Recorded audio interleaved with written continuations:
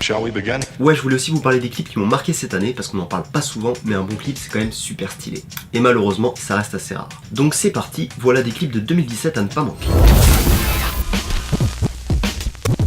On commence avec le clip Dynamite de Jen, un clip pop pour un son pop, une image hyper colorée, des transitions très travaillées et une succession d'effets visuels qui claquent. Au final ça déborde d'énergie, ce qui correspond bien au morceau.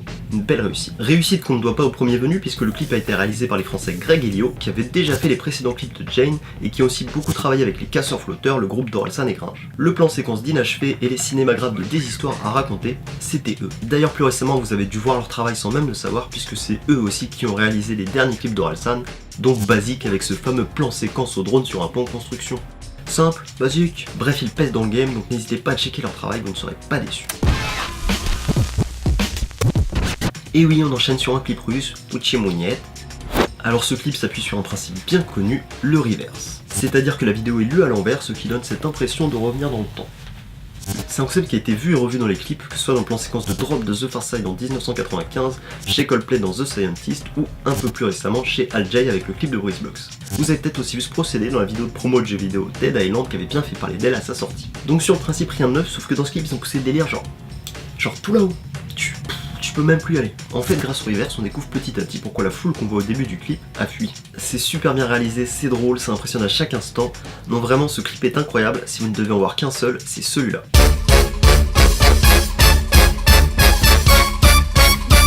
Et le réalisateur du clip n'est pas un inconnu non plus puisqu'il s'agit de Iliane Schuler. Ok, personne connaît, mais vous avez déjà dû voir certaines de ses créations. C'est lui qui a réalisé le clip Bad Motherfucker qui avait buzzé il y a quelques années où on suivait toute une scène d'action à la première personne.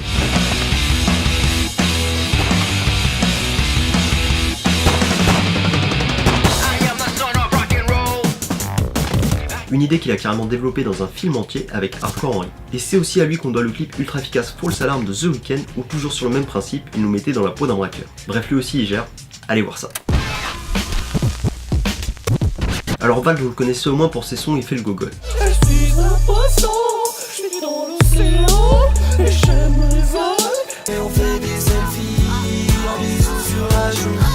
Elle me surnomme chérie, et parfois mon amour. Il a pas dit bonjour, du coup il s'est fait niquer sa mère. Oh putain.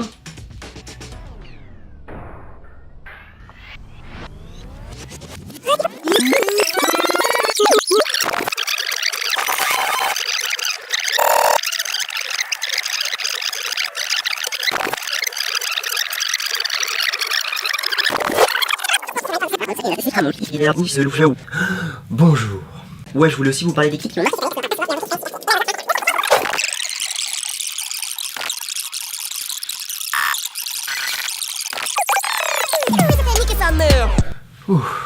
Mais Val ne fait pas que le gogol et c'est aussi se montrer sérieux. Et justement dans le morceau Si j'arrêtais, Val s'interroge sur sa carrière, sa façon de jouer sur les apparences et ce qu'il montre aux autres. La grande question étant, que se passerait-il s'il arrêtait de faire semblant? Si j'arrêtais de faire semblant, juste une fois, impossible. Et c'est là que je trouve le clip hyper bien trouvé puisqu'au lieu d'en tourner un tout nouveau, ils ont décidé d'utiliser des scènes coupées et des behind the scenes de ses anciens clips. L'occasion de découvrir que sur les plateaux, Val a plus tendance à s'emmerder voire à s'énerver qu'à kiffer sa race.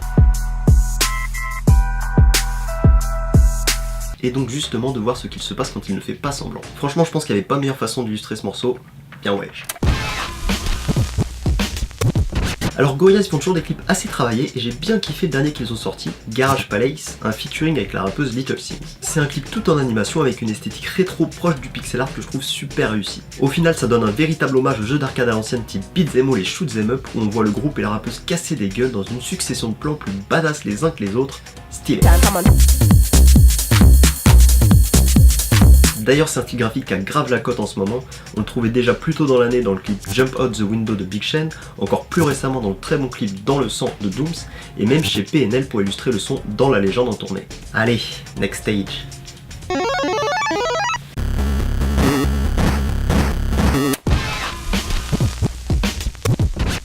Le son La Gamin, c'est un ego trip de Dean Burbigo où il s'amuse à attaquer violemment ses détracteurs. Et quoi de mieux pour mettre ça en image que d'en faire un parrain qui va régler ses comptes. Le clip rappelle les films de gangsters à l'ancienne avec même un petit côté arnaque rimée botanique j'ai trouvé. La réalisation est très propre et Dean Burbigo très convaincant en parrain intransigeant. Que du bon, donc allez voir ça, c'est juste... La gamme. La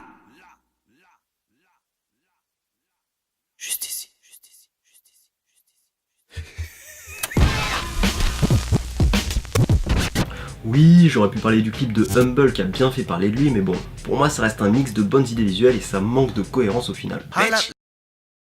Niveau cohérence, je trouve le clip d'Element plus réussi. Here we go. I don't give a fuck. I don't give a fuck. I don't give a fuck. Element donc, c'est une succession de plans fixes qui dépeignent la vie à Compton, la ville natale de Kendrick Lamar, et l'omniprésence de la violence dans ses rues. Tout se passe au ralenti, ce qui donne une sensation de temps suspendu très réussie, comme si Compton évoluait dans son propre espace-temps où la violence ne s'arrête jamais. Les plans sont superbes et accompagnent parfaitement la musique, à voir.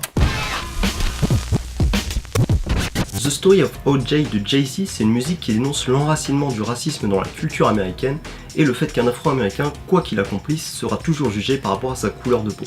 Light nigga, dark nigga, faux nigga, real nigga, rich nigga, poor nigga, house nigga, feel nigga, still nigga. Pour illustrer ça, le clip reprend les codes de vieux cartoons américains connus pour véhiculer des clichés racistes et ainsi mieux les dénoncer. Le résultat, c'est un dessin animé en noir et blanc avec une esthétique et une animation à l'ancienne très réussie. Franchement, ça fonctionne tellement bien qu'on dirait que le clip et la musique ont été créés comme un tout, à ne pas manquer. Alors ça, c'est un clip très simple, basique, parce que vous êtes trop cons. En fait, tout est basé sur un plan fixe, on nous met face à un bonhomme qui mange et qui chante vigoureusement.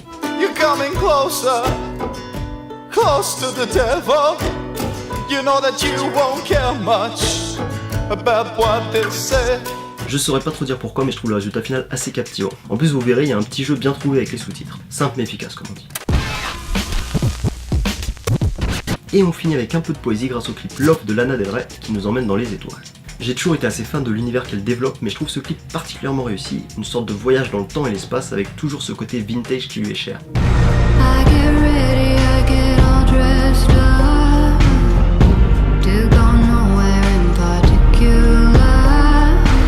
Lana Del Rey, étoile dans les yeux, qu'est-ce que t'attendais de mieux?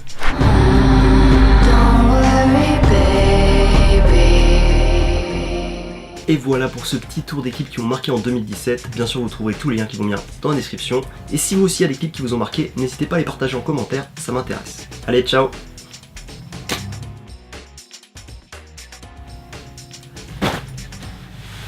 What up?